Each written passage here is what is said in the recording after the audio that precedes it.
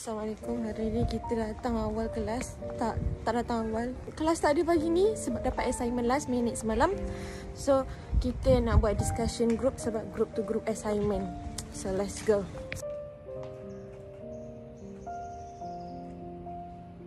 Tak ada maknanya. Sebab tu aku pakai satu helai nampak. Kau buang kan? Kau pakai tak? Bukan.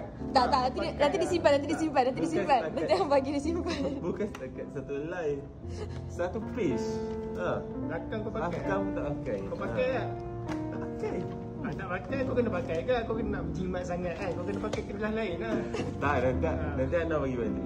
Nanti disimpan lah. Nanti disimpan. Tengok Kenapa nak tengok? Pasal ni soalan lain pula.